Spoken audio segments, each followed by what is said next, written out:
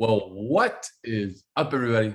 Good morning, and welcome to another Saturday of college football. Hope everybody's doing well.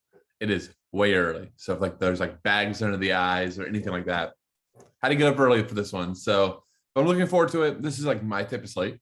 If you're new to the show, my brand of college football, how I play college football DFS, running quarterbacks, stud running backs that don't really have timeshares, and then a plethora of cheap wide receivers with volume that have upside.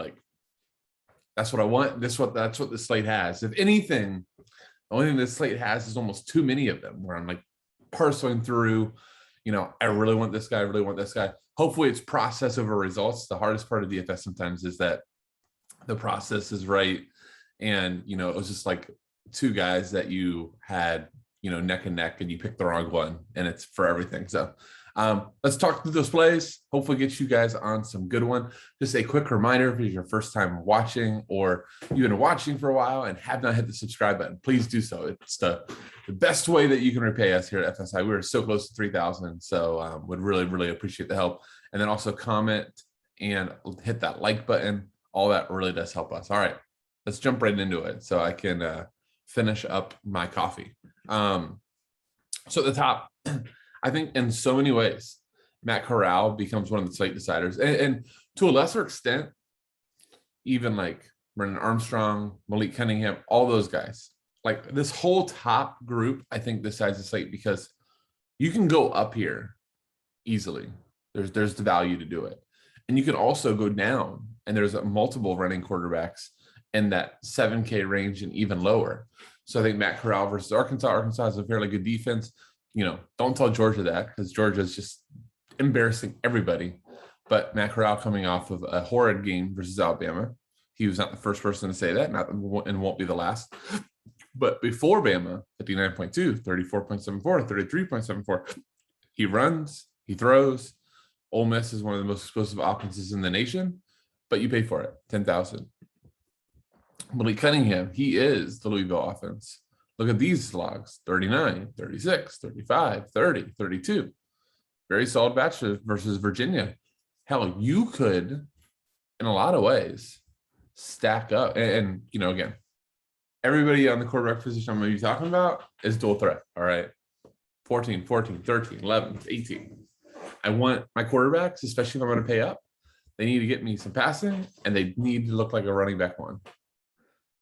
But you could argue stacking him with Brennan Armstrong, Malik Cunningham.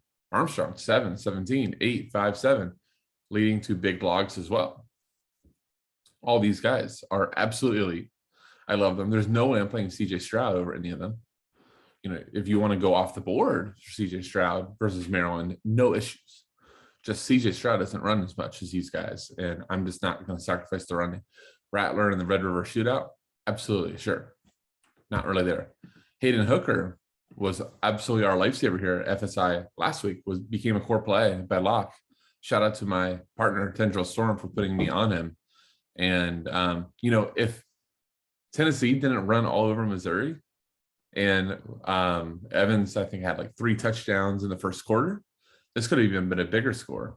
But Hendon Hooker gives us huge rushing upside as well, 15 for 80 last week versus South Carolina team that this isn't the South Carolina of the mid 2000s with a complete, shut down offense or defense. And we know that Josh Heupel runs this absolutely crazy blitzing, fast offense. Fast offenses with really progressive coaches. It's always a good target. So Hooker at 7,900 is a great play. Dropping down, I really do like, as much as I love that Arkansas Ole Miss games. Ole Miss doesn't play defense, so they end up being, shootouts. I really like KJ Jefferson because of the price and because of his dual threat nature. I'm just going to make a rule that any game versus Georgia doesn't matter for DFS. If you're looking at another player, Georgia's defense is just that good. But outside of Georgia's defense, KJ Jefferson got hurt versus Texas A&M, but was having a great game, 21.48. Had 31 versus Georgia State, had 11.82 versus Texas, not great, 29.02 versus Rice. We're at 6,900. We get dual threat, and we get potential shootout versus a terrible defense. I like that a lot. And I also really do like Garrett Schrader in Syracuse. This game could also be a little high scoring, as Wake Forest is a great offense, but not so good defense. He's running the ball at an elite rate as well. Went for 16 for 137 versus FSU last weekend, on top of some passing upside as well. Garrett Schrader, the other thing, as crazy is how much I love their running game. Garrett Schrader has 7 touchdowns running the ball in the last 3. So you love to have pretty much in a lot of ways a goal line back at quarterback. So those are my favorite quarterbacks. Let's go at the top of the running back position. Bijan Robinson. I can't fault anybody from just clicking on Bijan Robinson. It looks like a phenomenal player. When you watch him on TV, he just pops. But I don't think I'm going to be there again. I'm not rostering enough Bijan Robinson, and that's probably going to be my college football regret by the end of the year. But Kenneth Walker just getting an absolute workhorse work for Michigan State. I think this is a game that they should handle at Rutgers and handle it by giving the ball to Walker 20, 25 times. Does not give us a lot of passing work. That would be the only concern, but we know he's going to get the goal line. 2 games with 3+ touchdowns this season. My favorite play on the entire slate is Sean Tucker. He's on the cover of this. It's actually interesting with Schrader that, he has all those touchdowns. If anything, he's taking away from Sean Tucker, who could be having like an elite DFS season. I think I'm glad that he does, because that makes Sean Tucker only 7,200. But look at these games this year: 13, 30, 64, 18, 27. We're getting elite workhorse work for 7,200. I think he's a lock and load. Algier, I like a lot for BYU. He's coming off of a massive game. I think it was on the Friday slate last week, 22 for 218, 48 DK versus Utah State. Henderson, I love too. Like, I'm debating still if I'm going to play 3 stud running backs and like pay down at 2 quarterback position and then punt off wide receiver. Because you could play like Walker, Tucker, and then like Algier or Henderson. Like, that works. You can get there. I guess the question becomes, and then, because I like those top guys so much and because it's so doable, I don't really find a lot in this mid-range that I like. So, what's his? I was almost going. I didn't know who his first name was. Jarian Ely is going to be huge news to watch before lock. If he's out, I think Parrish at 4,800 becomes really, really hard to not play. We've seen, him even in a split with Ely be really, really good. 10, 17, and 12, gets involved in the passing game a lot. We see 8 catches over the last 3 games, and then close to double-digit work. So if we can give him an extra 4 or 5 carries and maybe an extra catch, these go off the charts at 4,800. I also down here really thought that I think it was Javion Mitchell. I think that's a basketball player. Jalen Mitchell. I watched that UCF game. Jalen Mitchell to me just popped out on the screen. Looked a lot like Hawkins did last year. But I wish he got more involved in the passing work. But he's going to get 15, 20 carries in a really good game at 4,600. So I think that those 2 make a ton of sense. And then you can use those three 2 studs, 1 kind of the sub 5,000 range, and then pay up at wide receiver. That's the decision that I'm on. At wide receiver, if we're paying up, Drummond, Olive, Dodson, Reed, Shakir, Wilson, all super, super elite. And I skip over Wicks just because I haven't really watched him play, but look at these 2 games versus Wake and UNC, 15 catches, almost 300 yards. So touchdown, what is that, in the last 4 games. So even Wicks is in play. So I think there's tons of good top options. I wouldn't play Bowers at 6,700. I know he's the top of the town, but I'm not paying 6,700 for a tight end. And, but could be, a tough little game there. I think in this range, I like Roberson a ton. We paid 8,000 plus for Roberson at times last season.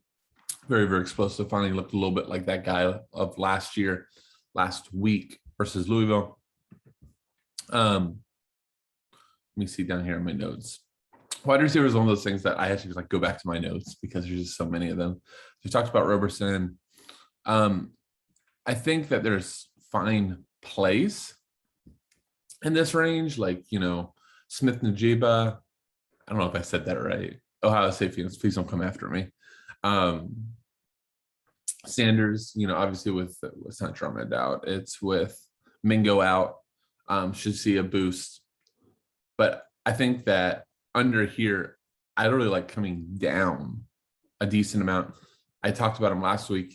He came really close to breaking a big one. Marvin MIMS, preseason second team All-America. We're looking at 4,400 in the Red River Shootout. I think that's a huge bet on talent. I think that, where is he?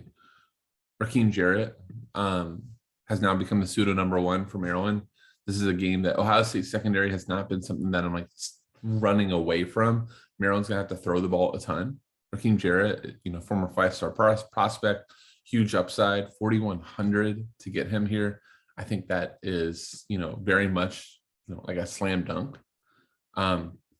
Also, let's see. We got my guy, I've talked about him a ton, Mario Williams. He's not doing anything like super explosive. That's the only thing that kind of stinks. It's more gadgety, but it's 3,800 for a guy that, I think is going to be a really, really awesome player. I got Chase Rogers, should also see more work now with all the injuries. So you got a lot of options down here at wide receiver. It's just going to be very much, to me, about, are you going to be paying up a lot at running back where you need those super punt wide receivers? Are you balancing it? What are you doing at quarterback? Are you paying up there? There's just tons of options and really, really fun options.